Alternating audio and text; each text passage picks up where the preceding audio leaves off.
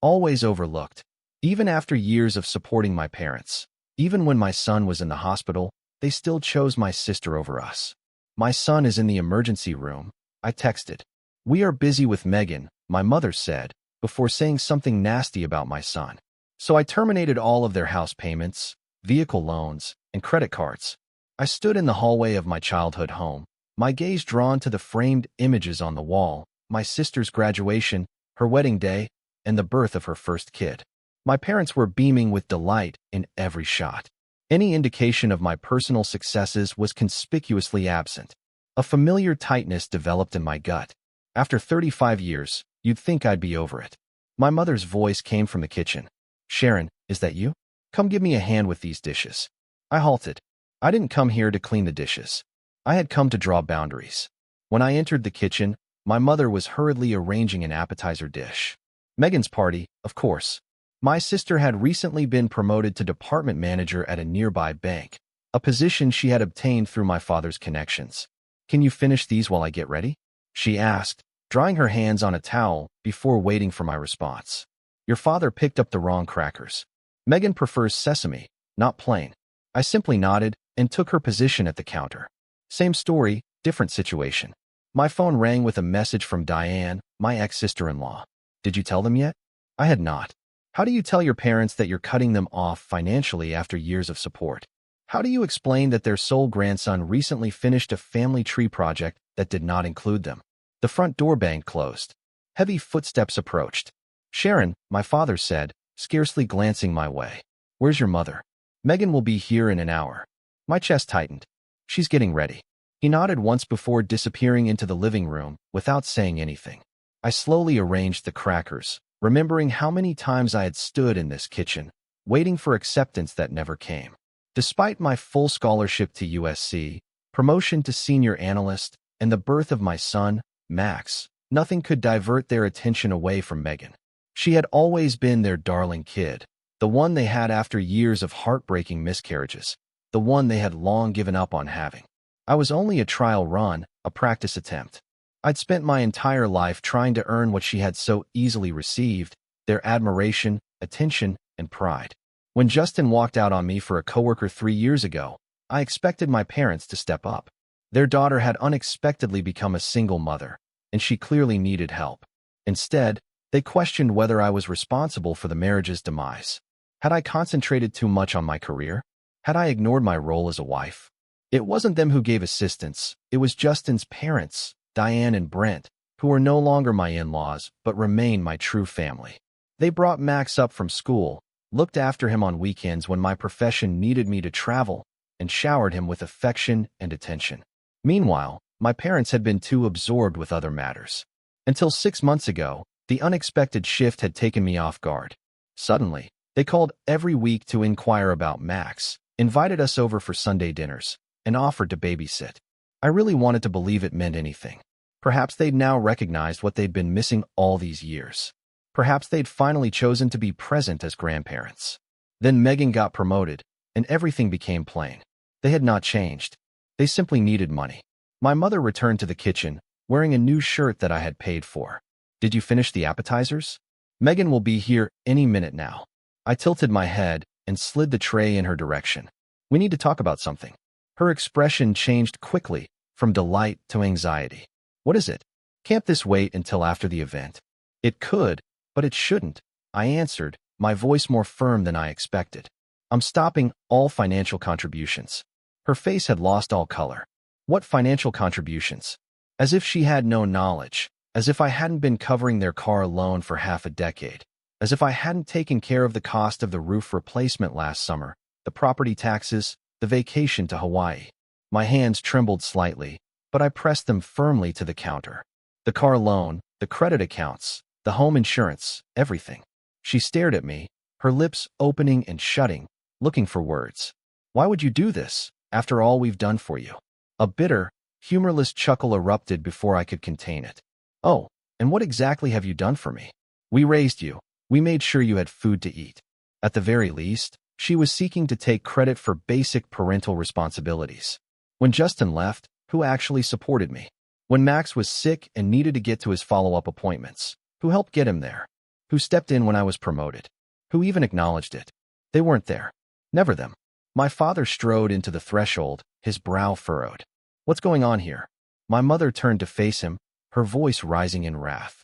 Sharon says she's cutting us off financially after everything we've done for her. His face clouded. Is this about that situation? We already explained it.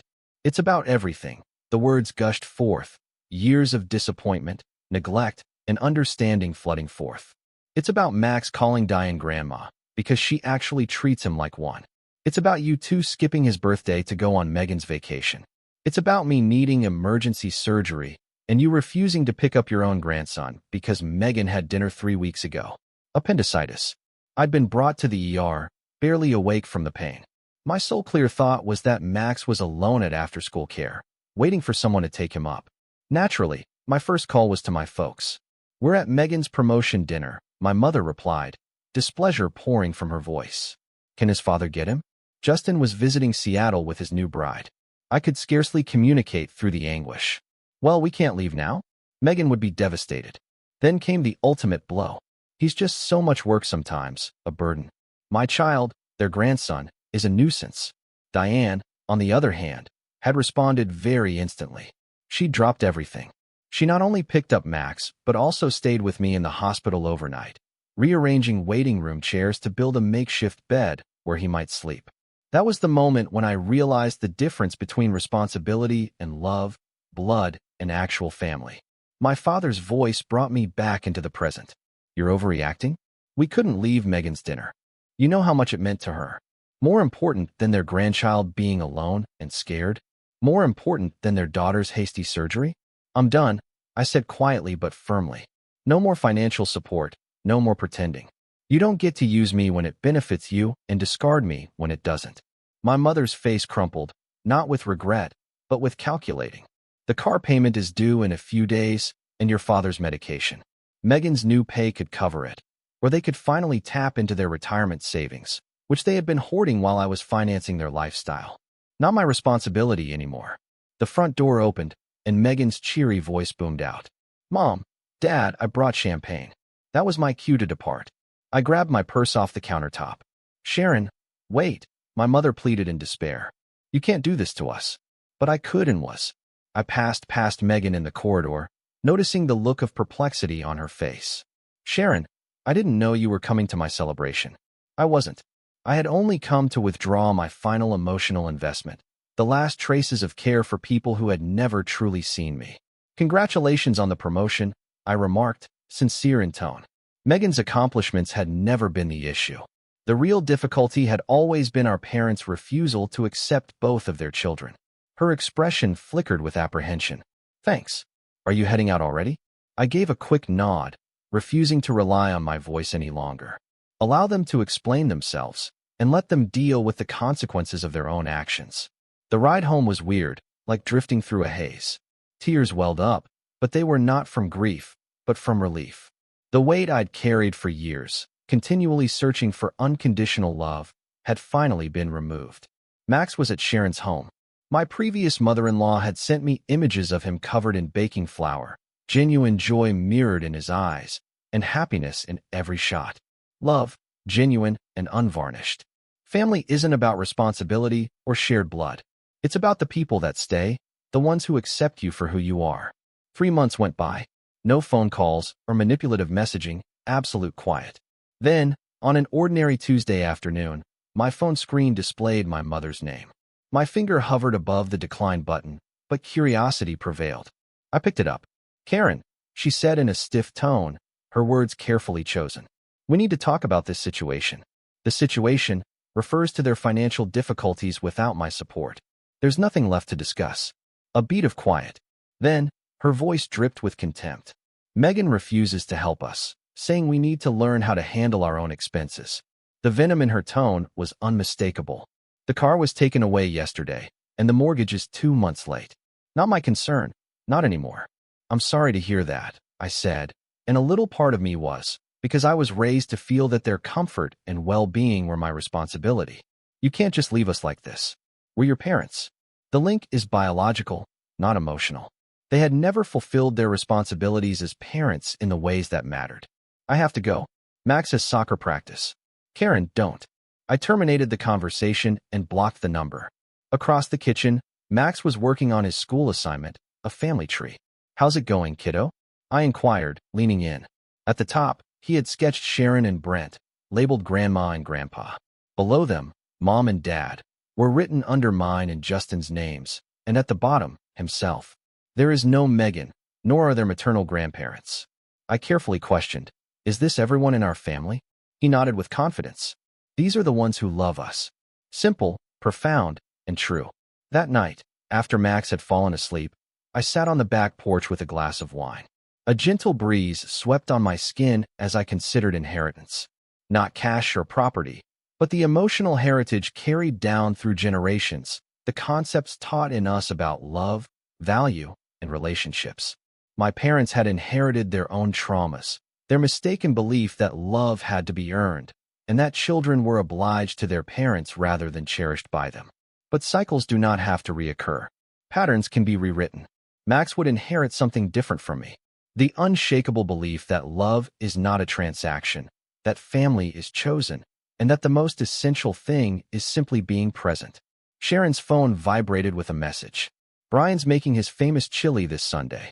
Are you and Max coming? I smiled as I replied back. Wouldn't miss it. This was my legacy now. No shame, no responsibility, just choice, connection, and love given freely and totally. For the first time in my life, I felt fully abundant in what really mattered. Looking back, I could see the pattern clearly, the persistent pursuit, the never-ending fight, the frantic want to be acknowledged. My sense of value has always been assessed in terms of their validation or lack thereof. Every milestone had been a silent request. Notice me, care about me, and acknowledge me. My childhood room's walls had originally been covered with academic diplomas, spelling bee medals, and math competition trophies, all of which had accumulated dust while my parents joyfully attended Megan's soccer matches, dancing performances, and mundane school functions. When I was accepted to USC on a full scholarship, my father simply sneered at the letter of admission. California? That's too far away. And who is supposed to assist your mother with the household? Not you, Megan. She was too focused on being the center of their universe. I left anyway. I worked my way through graduate school, developed a job in finance, and became self-sufficient. Then I met Justin, charismatic, confident Justin, who had a loving glance and the inexplicable capacity to make me feel like the most important person in any situation. His family immediately welcomed me. Holiday gatherings where my opinions were valued, weekend cookouts where my ideas were heard. His mother, Diane, merely called to check in. His father, Brent, taught me how to change the oil in my automobile.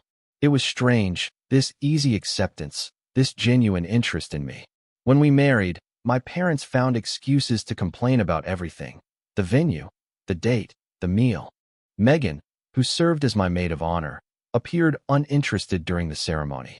My parents left early, citing Megan's early morning appointment the next day. Justin's parents stayed until the very end, assisting with the cleanup and welcoming me as if I had always belonged to their family. Mark's presence should have altered everything. He was their first grandchild, yet they only visited once, for less than an hour. My mother had clumsily held him before swiftly giving him back. He resembles Justin, she had said, as if this justified her emotional detachment. Diane and Brent, however, were different. They brought home-cooked meals, offered to stay overnight during the exhausting first few weeks, and held Max for hours so I could rest, shower, and feel normal again.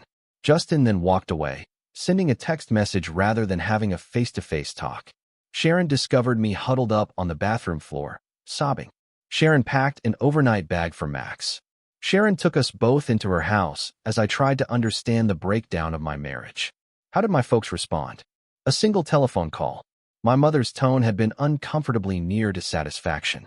Men don't appreciate women who prioritize their careers. I warned you.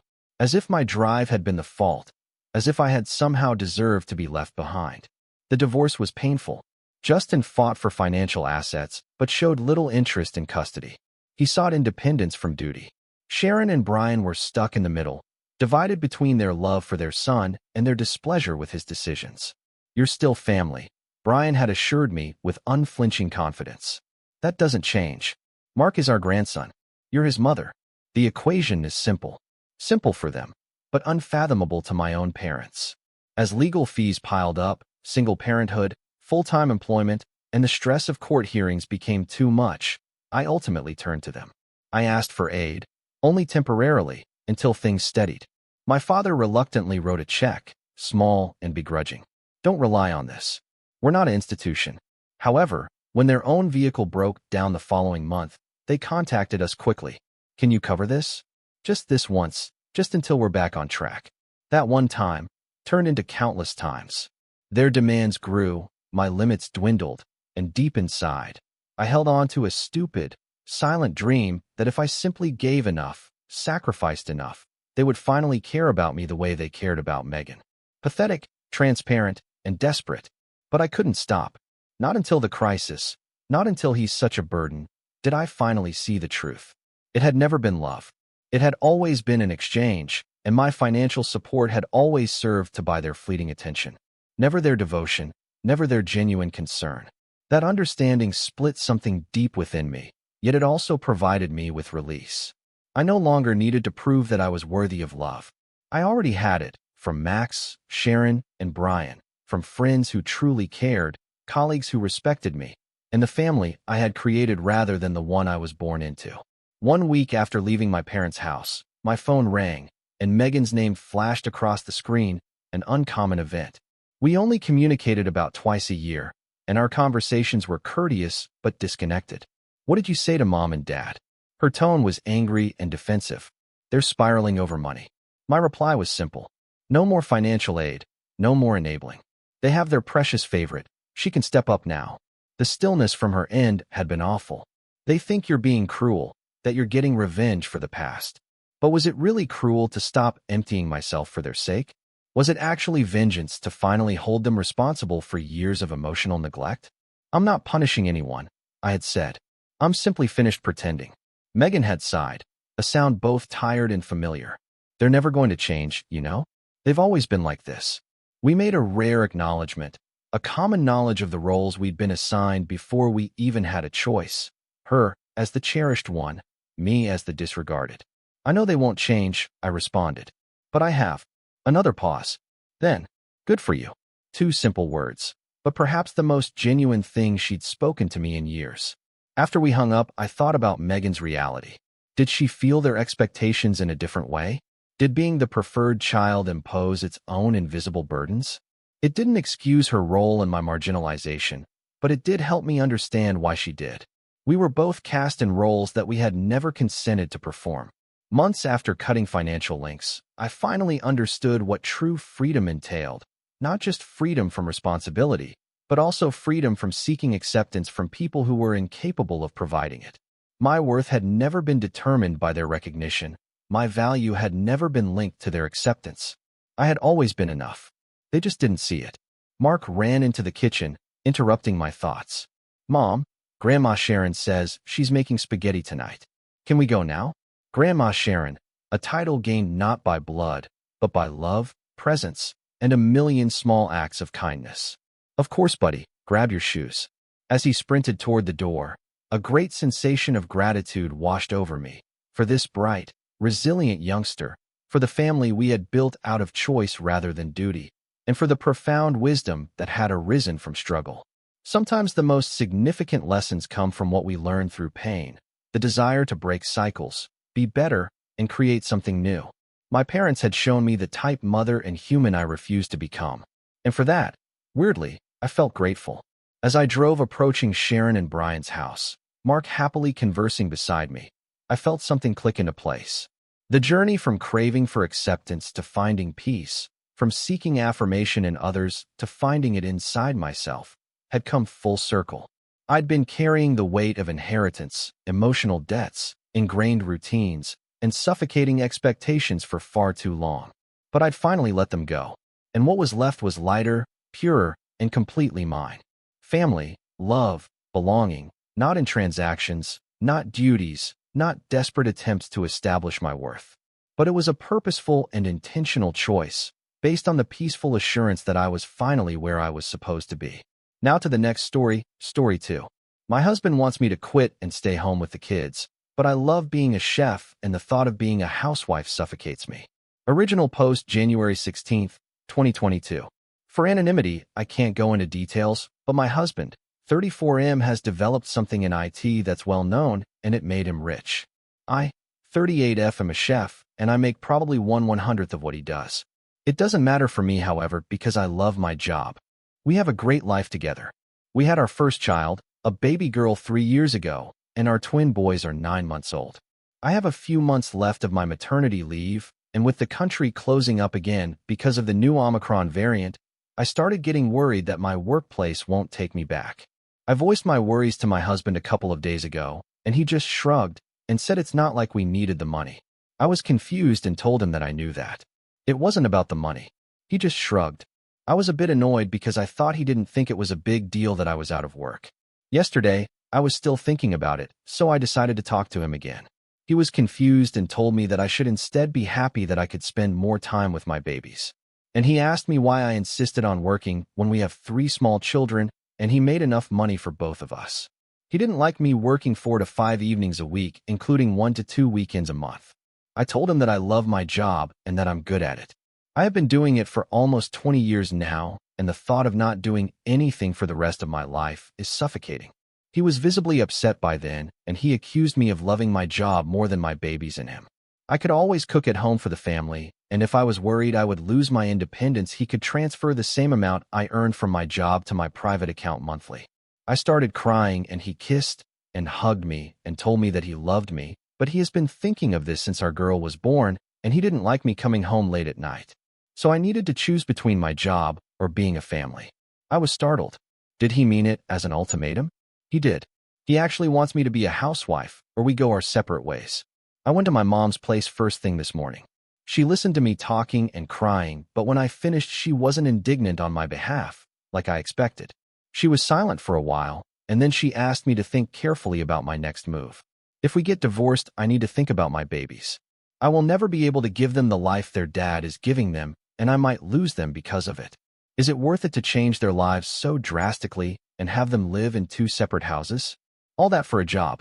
I have worked my whole adult life, and I just could see this as an early retirement. Many dreamed of this. Why couldn't I enjoy it? I wasn't expecting my mom to say these things. She's always been this strong, independent woman who raised us to be independent and taught me to never rely 100% on anyone other than myself. Hearing her say all that made me question my feelings. Before I met her, I was totally sure I was right being hurt and angry, but now I think maybe I'm overreacting and that my husband's request wasn't that unreasonable. But if that's the case, why do I feel like my heart is swollen in my throat? Why does it feel like he made this ultimatum because he knew he has power and he's using it? Throw any suggestion or advice my way, and please be honest, not rude, honest, because I feel I'm wronged here and I'm having a hard time thinking from my husband's perspective. Update January 27th, 2022. So I have posted here about 2 weeks ago about my husband not wanting me to go back to work after maternity leave. I got a lot of real good advice. I just want to clarify some things about my post that many seem to have misinterpreted. I'm sorry my language wasn't very clear. I don't work 4 to 5 days plus weekends. I work 35 to 45 hours a week in total, and sometimes it's during the weekend. Staying at home mom isn't normal in my country. Daycare is free, and we don't have a nanny. I'm saying this because I want you to understand why I was taken aback about this whole situation. I'm not trying to disrespect stay-at-home moms. He can't get sole custody just because of his wealth or because of my work hours. It doesn't work like this here, thank God. But I'm thankful for those who expressed worry about that because I know this is the sad reality in other parts of the world. So to the update, I have had long talks with my husband about all of what happened, trying to understand his point of view. I have told him that I can't see myself as a housewife, ever, but that I am willing to start looking for jobs with better hours, or that I can finally start my own restaurant. I could start searching for a location in office buildings and start a lunch spot, so then I don't need to work evenings and weekends. He didn't seem happy at all with that suggestion. He asked me why I'm so insistent on going back to work. He said these last months have been the happiest of his life, coming home from work every day to his family, and that he thought I am happy too. I am. I love being with my babies all day, but just because I'm enjoying my maternity leave, it doesn't mean I don't want to go back to work. In fact, I'm enjoying every minute now because I know it's not permanent. We had a row. He said he's always felt that I'm scared of him making much more money and that I'm scared of being dependent on him. So, if I'm insisting on working because I don't want to be dependent, he could pay me 10 times what I earn to stay home. I started crying and told him I'm not going to be a housewife and I don't accept ultimatums, so he should do what he feels fit. He said he's tired of going around feeling that his wife is intimidated by his success. He's doing this for both of us. I have to admit that I'm sometimes scared of him having more power than me. He said it's all in my head, but really would he ever dare to ask me to quit my job if he didn't feel he had the power to do it? Could I ask him to quit his job with that same ease? There's no denying the power dynamics in our relationship, and I have all the right to be scared of it. So there was no progress really, and no matter how much I explain myself, he doesn't seem to understand me. And probably he feels the same way with me. It feels like we're on different levels. I have suggested counseling. He said he will think about it.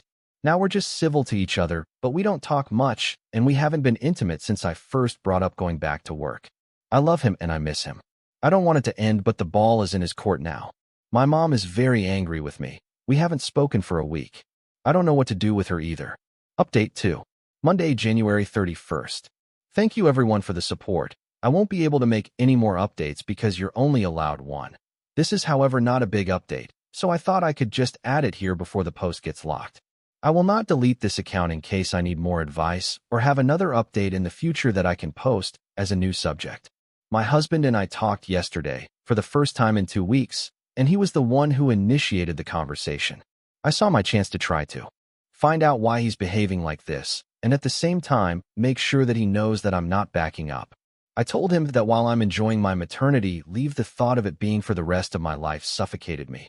I suffer from severe claustrophobia. I don't know if it has anything to do with this. I asked him why he's doing this. He knew my job was important to me, so why was he making this impossible request when he knew it would mean the end of us? If you are having second thoughts about our marriage and want an out, please just tell me the truth. He became very upset and accused me of trying to gaslight him. He said his reasons are legit. There's nothing wrong with wanting his wife to be there for her family, and the children won't stop needing me just because they went to school. I started crying. Sorry, I'm a crybaby. And I told him if this is over, he should know it's all on him. He started yelling. No, it was because I'm too stubborn and too self-involved to actually take a second and think about his wishes. I wanted to leave because I couldn't be with him anymore, but he said that it would be more convenient if he did. He's moved to our city apartment. I feel lost and hurt. I love him so much, but I don't think continuing this relationship is healthy for either of us. My heart is breaking for my children. I don't know what to do.